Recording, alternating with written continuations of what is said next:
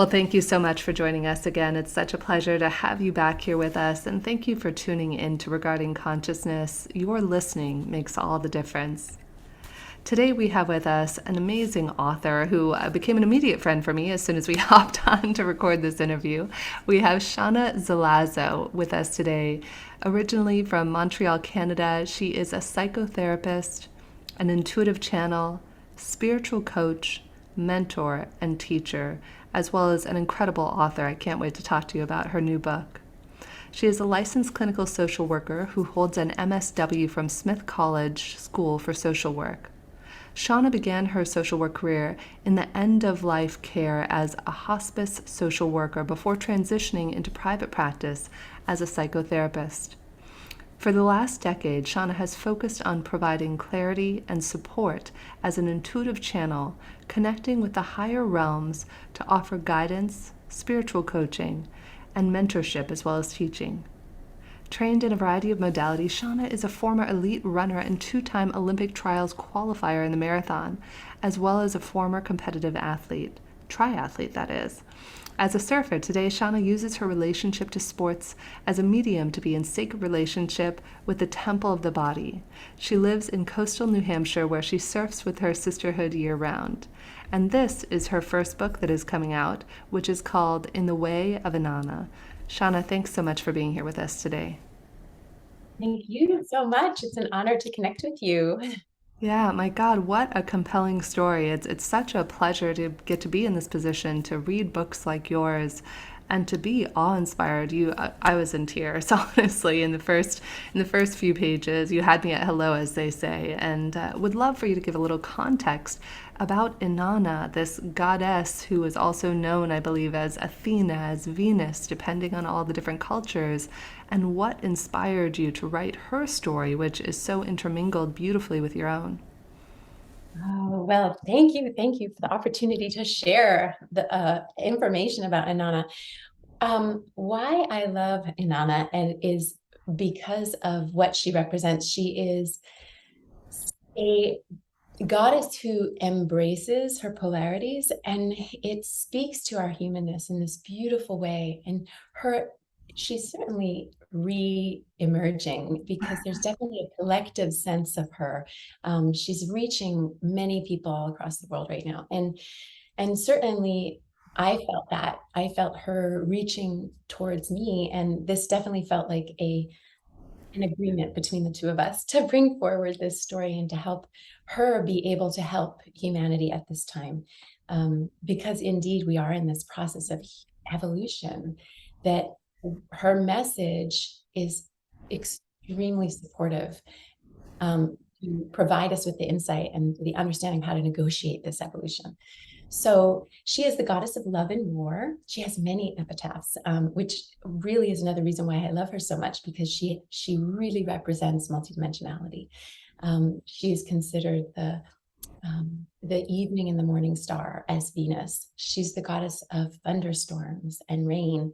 So she's also the queen of heaven and earth. So she represents this way in which there's no parts of herself that must be disavowed. She embraces all aspects of herself, which is a very, very valuable message at this time.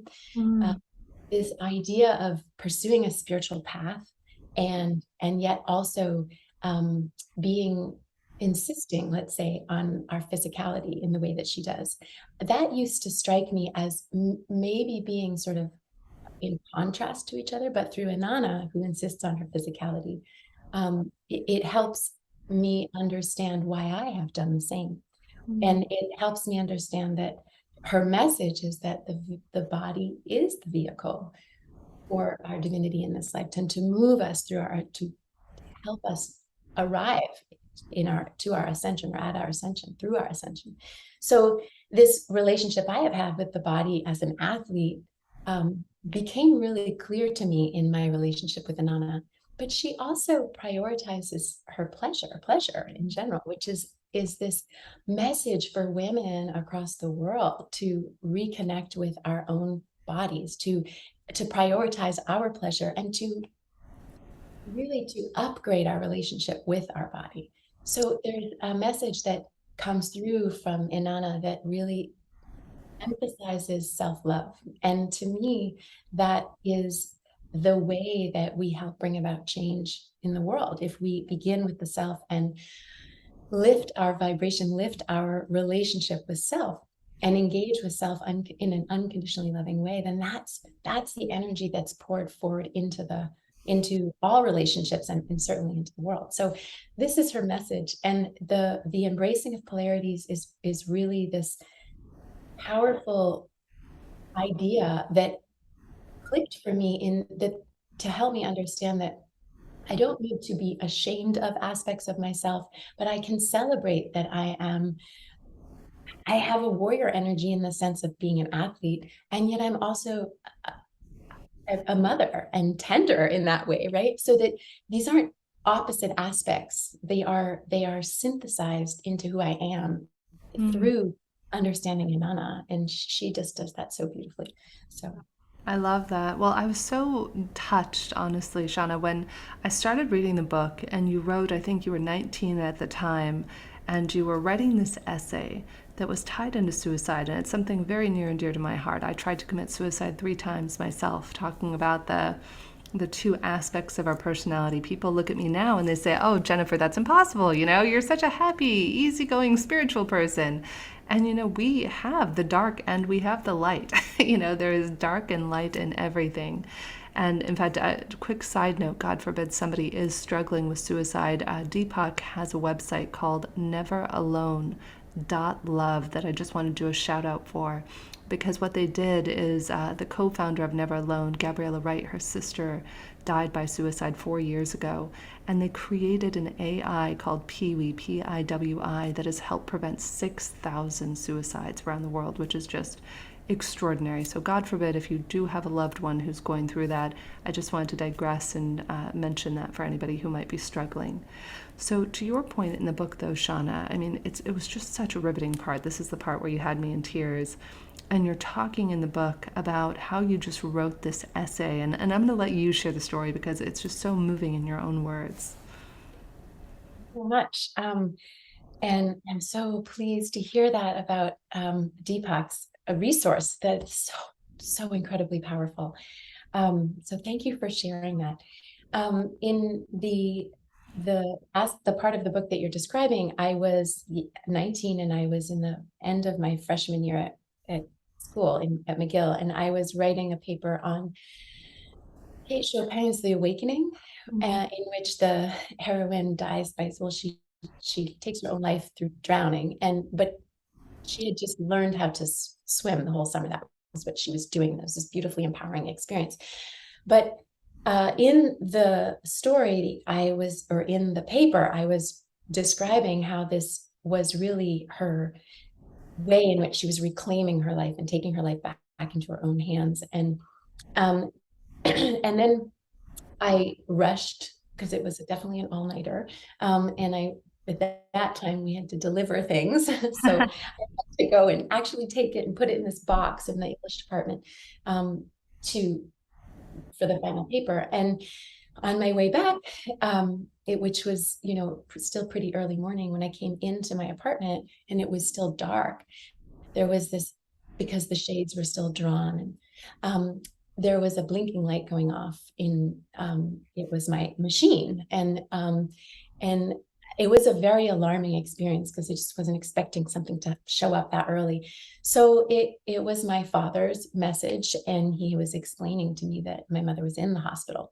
And so, and that she had taken her life, but she hadn't yet passed. So, the story or the paper that I had just written honestly supported me to get through this, because I kept telling myself, my 19-year-old self, there must be a way wherein this is her attempt to reclaim herself. Like, I had to see it from a strengths-based perspective, because it was just crushing me, as a young person. So, and as a sensitive person, like, just to tune into that energy with her. So yes, it was very, very powerful to have that experience, and it supported me. So Kate Chopin was definitely supporting me in this process, for sure. Yeah, it's amazing. I mean, that is the power of books, much like your book can support so many people, is sharing our journeys and our stories and the harrowing parts of it as well as the blissful and joyful parts. Life is not always, it's not always bliss, it's not always joy. We might have momentary happiness or momentary sadness or depression. And the question is, how do we embody all of it, just as the goddess Inanna teaches us? Talk to us a little bit about that. How do you learn to embrace? How do you embrace the yin, the yang, the dark, the light? How do you allow it all to unfold? Oh, that's such a beautiful question. And definitely that's one of her messages for sure. When the idea and part of why I was drawn to write this book was because of her connection or her deliberate emphasis on initiation and the gates that she goes through in her descent to the underworld. And this is an initiatory process. So it supports us to be able to integrate that dark and light if we access a perspective or look through the lens of initiation in our life, so that we can see that through if we go through something that is challenging, if we engage what shows up in our life that can be just incredibly overwhelming and painful, but understanding that it's an initiatory process, an opportunity for our soul to evolve and ultimately to transcend fear, to hold the heart open. And so the integration, like I said earlier about her way in which she doesn't disavow any part of herself, Mm-hmm. it's acceptance, this acceptance of that what is showing up in our life, and even the very challenging experiences, and particularly the very challenging experiences, that they are showing up not as a test from some higher dimensional being, but an opportunity, an invitation from ourselves to engage with it in a way wherein we can transcend fear, keep our heart open, and show ourselves how powerful we are. It's an invitation for us to see what we are made of, and to hold the perspective of acceptance. This is that piece is one of Inanna's biggest messages, really, is this deep acceptance of our multidimensionality, including the dark and the light. And she reclaims her dark aspect, which is, or shadow aspect, in her descent. And that's a huge message from her around this merging with her sister self, Ereshkigal, who is the queen of the underworld. When she does go through in her most famous myth, the descent of Inanna, she reclaims that and insists on it, which is a message that is so powerful and important today, so poignant today. Well, you're touching on such an important topic, and that's the idea of the things we feel shame and guilt about. And I know you're talking about that in the book as well. How do we even begin to reconcile that? Human beings, I was personally bulimic. I went through 10 years of, self loathing, self hatred, among many other things. And it really does take almost a miracle to be able to accept those parts of yourself, and especially all of the things that we, air quotes, did wrong. All of the things that we should have done differently or the mistakes we made. How do we transform that and then embrace and love ourselves after the heartache, after the darkest night of the soul that we could have experienced? Absolutely. So that, first of all, I'm so sorry that you had that experience, and I'm so grateful you're sharing it, because it speaks to what so many of us have experienced relating to the body. And I do explain this in the book around this sort of targeting of the collective second chakra that Yes, has the big girl chakra. yeah, that has impacted our relationship with our bodies, and impacted our experience of shame. And the one of the ways to transcend it or move beyond it is to experience it as almost like the feeling of, we're going to pull the ground from under you and now show yourself how you can find your footing. It's like an opportunity when you are feeling that shame. It's an invitation to you to say, okay, how can I open my heart? This is all about keeping the heart open. This is all about engaging and dropping into the heart center. And can we do it? Can we engage with ourselves the way that we engage with others? Can we be unconditionally loving the way to ourselves, the way we are to our kids or our lovers? And the experience when I conceptualize going through something like what you're describing, it feels like a surfacing. It's like a coming up to come out of wounding that's ready to be cleared. And so the process of going through it, of having a particular struggle with something, if we shift our lens again towards or to the idea of it being an initiation, then we can observe it from a strengths-based perspective and understand why it's happening and see it as an opportunity to evolve beyond the shame and see that the process of the shame itself emerging is just literally coming up to clear, So to hold that, it's really an opportunity always to reframe. And if you reframe and see it from a strengths-based perspective, you will be more able to engage the higher vibrational perspectives or concepts like love and non-judgment. So Yeah, I think it ties in. I've read several times about how it takes about 90 seconds, I think, to fully feel an emotion. And you're a psychiatrist or psychologist, I believe it is, correct? a therapist, yeah. Psychotherapist. And so that's what I've understood. And think of how often we feel shame or we feel happy or we feel sad. And yet we try to suppress because we make the emotion or the thing wrong. And I love the idea of what you're sharing about this idea of initiation, that all of this is part of, this human virtual reality suit that we're wearing. Oh, this is what sorrow feels like. Oh, this is what chocolate tastes like. Oh, this is what sex is like. This is this human bodysuit that we're experiencing. And yet, it was funny, years ago, I remember in a Kabbalah course, the teacher once explained it this way. Imagine if we had a game, let's say the game is soccer, and you were playing a game of soccer, but there was no goalie on the net. All you were doing was kicking the ball in the net, kicking the ball in the net. There would be no game. There'd just be a guy or girl or whomever kicking a ball in a net. Yet we as human beings chose to put the opponent, the goalie there. The goalie is the shame, the guilt, the fear, the trepidation, the wonder, the awe. That is our opponent, our equal, that we put there so that as we have this human body experience, that we are challenged to grow, to push ourselves to find new ways to get the proverbial ball into the net, right?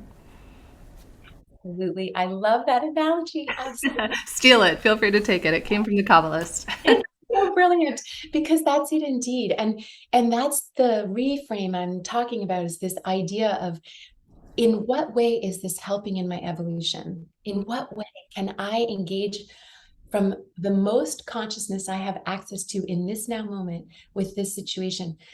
And if you do, you're more able to engage it from the healing or the whole aspect of self instead of the wounded aspect of self. The wounded is going to lead us to a fear response.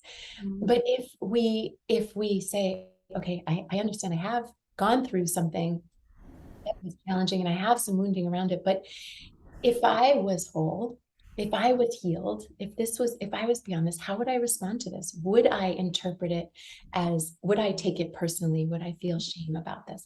So I love that analogy so much. Yeah, it's wonderful. And you know what you made me think of too? One of my other favorite things, I do heart math trainings and coaching from time to time. And do you know heart math's work, I'd imagine? Yes. Love. Shout out to Heart Math. Heart Math is amazing. Oh, We heart math. And in heart math, they actually talk about this idea of personal resilience. And if you think of yourself like a battery, like you're this human battery walking around, if we don't recharge ourselves, that's when the shame, the guilt drags us down. It grips us and it pulls us down because we don't have the wherewithal, the resilience, the ability to be like that rubber band and bounce back. Yet when we do that work, the heart work, which you talk about beautifully in the book, when we heal the heart, when we open the heart, when we recharge, replenish our battery, it's like those days. Have you ever had a fight with like a loved one, a family member, a friend, a colleague, whatever it is? And it's always on that day where you didn't sleep quite well, or maybe you ate something that didn't agree with you, and you are just reactive and snappy with people. But on the days where you've had enough rest, maybe you meditated, whatever your practice is, it's on those days where you can take it and flow. And it's like somebody says something, or, you're kind of mad at yourself for making a mistake. You bounce back. It's no big deal. And then you move on. And I think that's really what I'm hearing you say that we're working towards, Seana, in the story and the guidance that Inanna is offering us. Absolutely, absolutely. I love heart math. I reference heart math in the book. Yes, of course. Absolutely, yes. For that, and it really does come down to the heart. Really, ultimately, the way that the book is structured is there are 7 gates, which are the chapters, and the last one is it ends. So, and I relate the gates to the various energy centers in our bodies, the various chakras in our bodies, and I end with the heart as the 7th gate, because so they're not sequential, which is by design, but because when we move into our ascent, it's an opportunity for us to check in the power of the into the heart and see, are there any limiting beliefs that are still present that might be wanting to be upgraded, and it speaks to the idea that the heart is where it is the sort of main informer of our reality. And so to bring our consciousness consistently back into that center, we are engaging, we're living consciously, and we're doing it from a place of love, right? So this is the way where Inanna's message is: engage like that with yourself and it will transform the whole. That what we do as self, we do to the whole, or with the whole, in support of the whole. 100%. And I love too that you tie into the book the idea of Inanna being synonymous with unity consciousness. It's so powerful. There's a project I'm involved with called the Unitive Narrative. People can go to the unitive.narrative.org if they're interested. And the Unitive Narrative was basically originally written for the 2030 United Nations Sustainability Development Goals. And it was based on the fact that there are over 1,000 scientific articles that show we evolved to cooperate, not to compete. Even some of my top scientific friends, Don Hoffman, who's been here on the show with us before, Deepak, Don and I had a profound conversation around that, about how I think it was natural selection by evolution by natural selection pops out as an artifact in the math for consciousness that we're getting to, but that actually as human beings, we evolved to cooperate. And when you begin to explore, how would you run a business? How would you be in a relationship with someone? How would you be a good friend? If you were doing it from a place of cooperation, not competition, it really gives you a paradigm shift of how to be a human being. Absolutely. I love that. And I'm an identical twin. So I literally came into the womb as, in connection with another being. And so that's always informed me, that there is this interconnection. It's just, I literally was born into it, to this concept. And so that's the other piece that is so profound about Inanna, because she is embracing, not only within herself, her own totality, but the totality of all, right? She's saying, I would like to be queen of heaven, earth, and I would like to access mastery over the great below. There's this inclusivity. She's all about inclusivity. So I love that.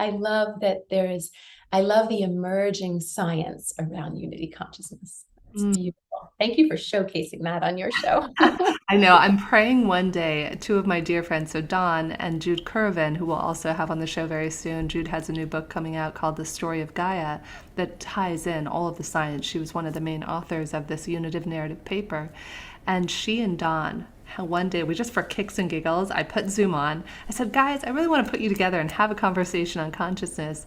And so Don, coming from his perspective as a neuroscientist, talked about his mathematical formula for consciousness from the individual conscious agent perspective. And then Jude came in and talked about her mathematical formula for consciousness from the cosmological perspective. And I kid you not, Seana, I sat there, it was like eating popcorn. I was giddy like a school kid, because by the time we got to the end of it, from the cosmological to the conscious agent perspective, you could see that it was all the same. That's it. Like, could you imagine? What if we could see the oneness in all of us? That Uh, the hardships would reveal light. I mean, and that really is the point, isn't it? Oh, that gives me chills. I can't wait to hear that and tune into that. I know. I have to ask them both permission. We didn't record it for this show, but it was just something that we felt like doing one day, because it's just that's why we're doing this show. It's about consciousness. It's about how do we integrate the heart, mind, body, spirit? How do we integrate it all, embrace the inner God, goddess within each and every one of us. And so, Seana, it's been such a pleasure having you on today.